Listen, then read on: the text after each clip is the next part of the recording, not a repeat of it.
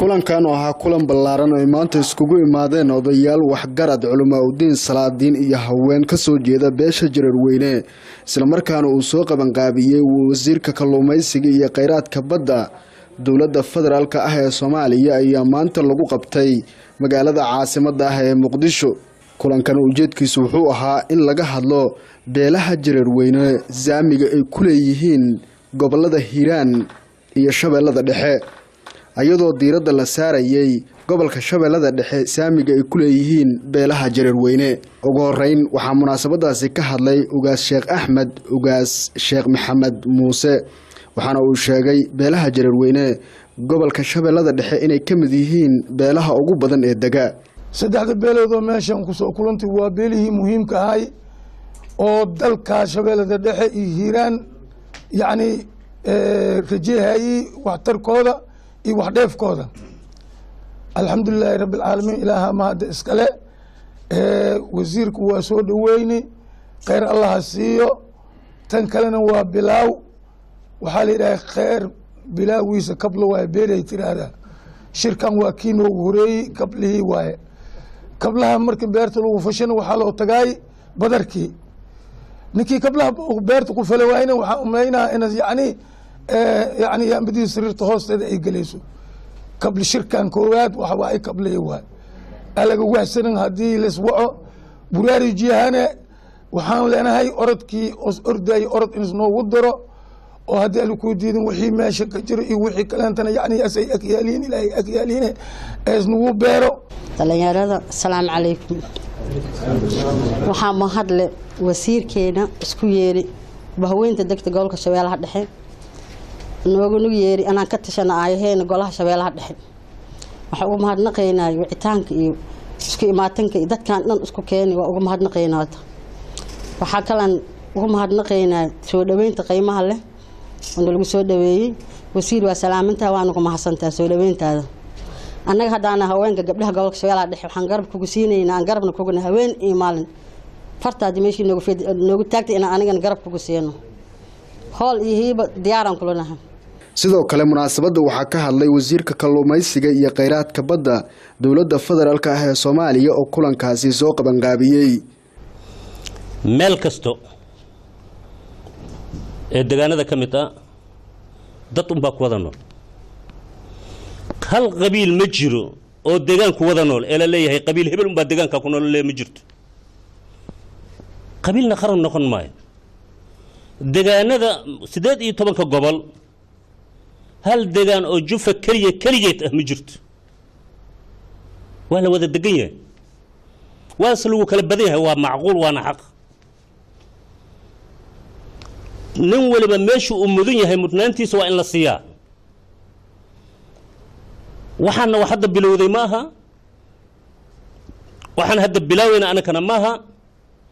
waa wax weligeed lagu soo dhaqmayay ee wax lagu kala qaadan jiray xubnooyin lagu qaybsan jiray hadii waxyaabaha qaar kood yimaadaan lagu qaadan jiray waxyaabaha kale hadii wax la bixinayna lagu kala bixin jiray sida deegaankaas lagu kala tirbadan yahay tii baan rabnaa inaanu raacno jidkii baxsanay ee wanaagsanay ee waalidiinteena aan ka soo jeedna ay ku dhaqmi jireen ayaan rabnaa annaka in jidkii aan qaadno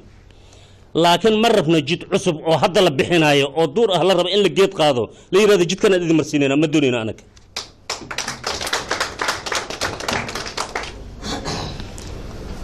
marka maanta wuxuu yahay barnaamijkeena sidaan horba idinku sheegay uu ku saabsan yahay oo kaliya wada tashi iyo iscaafin waxaan ka wada tashanayna waa arintan aan idin soo sheegnay mana ahan markii ugu horeysay beelaha Jareerweyne ay ka hadlaan deegaanka ay ku leeyihiin labadaasi gobol gaar ahaan gobolka Shabeellada Dhexe. Liibaan Cabdi Royal TV Muqdisho. ugaas Sheekh Maxamed Muuse waxaana uu sheegay beelaha Jareerweyne gobolka Shabeellada Dhexe inay ka mid yihiin beelaha ugu badan ee dega. saddexda beelood oo meeshan ku soo kulantay waa beelihii muhiimka ahay oo dalka Shabeellada Dhexe iyo Hiiraan yani rajahay waxtarkooda iyo wax dheefkooda. alxamdulillaah rabbil caalamiin ilaaha ma hada iskale wasiirku waa soo dhaweeyni khayr allah siiyo tan kalena waa bilaaw waxa la yiraahdaa khayr bilaawiisa kabla waaye beeray tiraahdaa shirkan waa kii noogu horeeyey kablihii waaye meel kasto ee deegaanada ka mid ah dad unbaa ku wada nool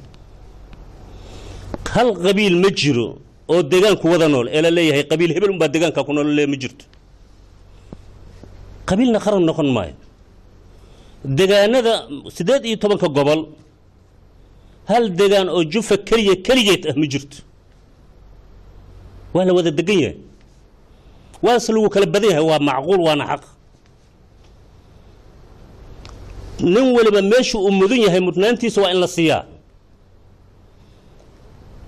kulankan oo ahaa kulan ballaaran oo maanta iskugu imaadeen odayaal waxgarad culumaa udiin salaadiin iyo haween ka soo jeeda beesha Jareerweyne isla markaana uu soo qaban qaabiyay wasiirka kalluumaysiga iyo kheyraadka badda dowladda federaalka ah ee Soomaaliya ayaa maanta lagu qabtay magaalada caasimadda ah ee Muqdisho kulankan ujeedkiisu wuxuu ahaa in laga hadlo beelaha Jareerweyne zaamiga ay ku leeyihiin gobolada Hiiraan iyo Shabeellada Dhexe ayadoo diiradda la saarayay gobolka Shabeellada Dhexe saamiga ay ku leeyihiin beelaha Jareerweyne ugu horeyn waxa munaasabadaasi ka hadlay ugaas Sheekh Axmed kablaha markii beerta lagu fashan waxa loo tagay badarkii ninkii kablaha beerta ku falay waayna waxa umeynaa in yani yaambadii sariirta hoosteeda ay galayso kabli shirkan koowaad waxa ay kablay waa alaga wahsanan hadii la iswaco buraari jihane waxaan leenahay orodkii orday orod in isnoogu daro oo haddii aan ku diidin wixii meesha ka jiro iyo wixii kaleentana yani asay akyaalin ilaahay akyaalin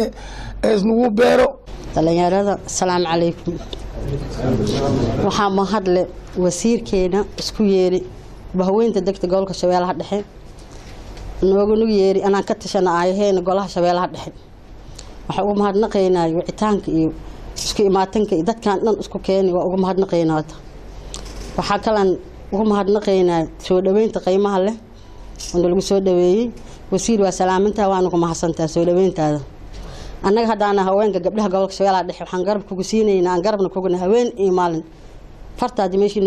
noogu taagtay in aniga garab kugu siino hool iyo hiiba diyaaran kulanahay